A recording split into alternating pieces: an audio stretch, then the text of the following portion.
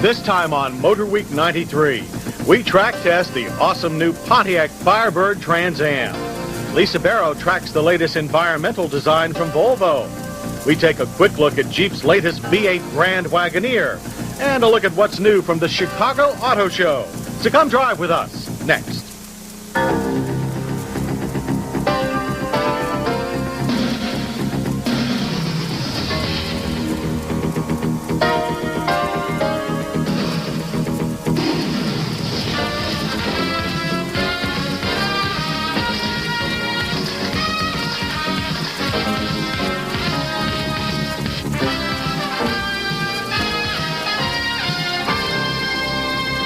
Motor Week 93, television's automotive magazine.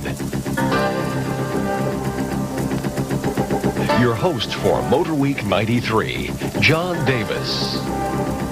Well, hello and welcome again to Motor Week 93. We're glad to have you with us. Surely one of the longest running battles in the automotive wars has been that of the pony cars.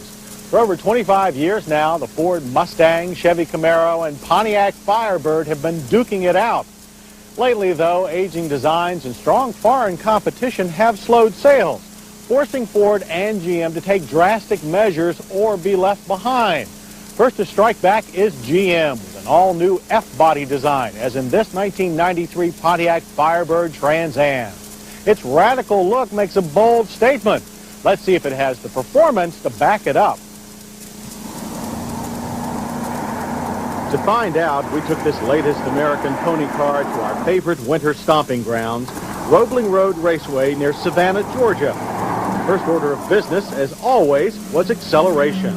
Despite plenty of wheel spin, our F-body Trans Am test car turned in a fine 0 to 60 performance of 6.2 seconds. The quarter mile flew by in 14.7 seconds at 98 miles per hour. That's within a second of the latest Corvette's time.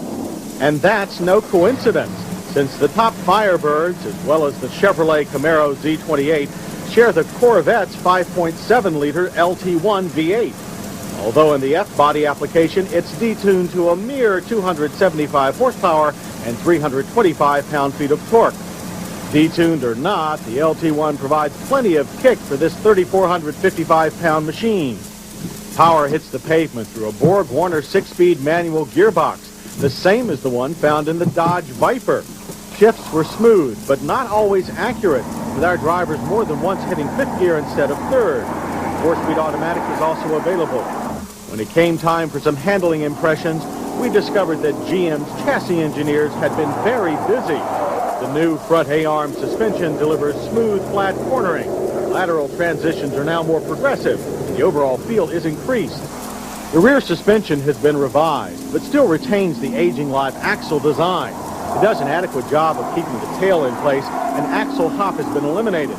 But the F-body's increased power demands a more modern configuration.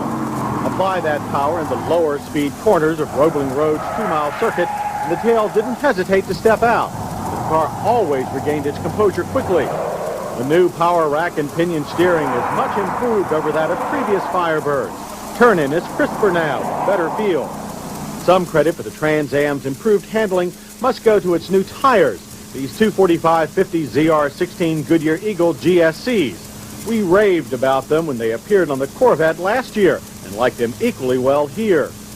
Another important feature on a racetrack is good brakes. The Trans Am features 4-wheel discs, and all Firebirds get standard ABS. They performed flawlessly despite the heavy demands of the track. More everyday demands produced 60 to 0 stops of 111 feet. Pedal response was fine and nosedive was moderate. But we knew that there was nothing moderate about the Trans Am's handsome new styling when we first met at GM's Milford Proving Grounds. It traces its roots back to 1988, when Pontiac introduced its wildest show car yet, the Banshee. A milder view came a few years later in the form of Chevrolet's California Concept Camaro. From these two, it's easy to see the natural progression to the final production model. Front and rear lines are carried over. Even the wheels and wing are similar. The overall effect is bold and modern, but retains a family look to link the new design with the Firebird heritage. New polymer composite body panels help to save weight, while also eliminating most of the squeaks and rattles formerly associated with the F-body. The hood and rear quarter panels are still made of steel. The swoopy lines are carried over to the inside as well. But these curves and organic shapes are not just for looks. The Trans Am interior is functional and efficient. Driver and passenger airbags are standard, as is a glove box once again. Seats are situated low, but are comfortable and offer decent support. They use a combination of power and manual adjustments. The curved dash pod surrounds a comprehensive gauge package. Analog dials are large and easy to read at a glance. Controls for stereo and ventilation are well marked and within easy reach on the center dash tower.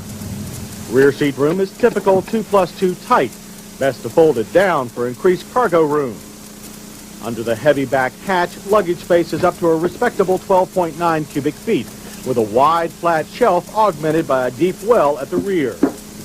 Prices for the base V6-powered 1993 Pontiac Firebird start at $13,995. The V8 Firebird formula, with less aggressive bodywork than the Trans Am, starts at $17,995, a bargain price for real Corvette power.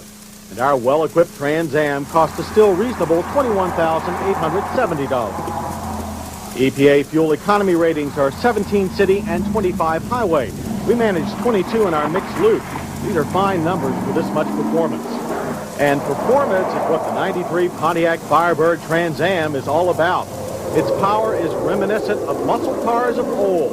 It has the technology and refinement to make it thoroughly modern. The quintessential pony car, all grown up.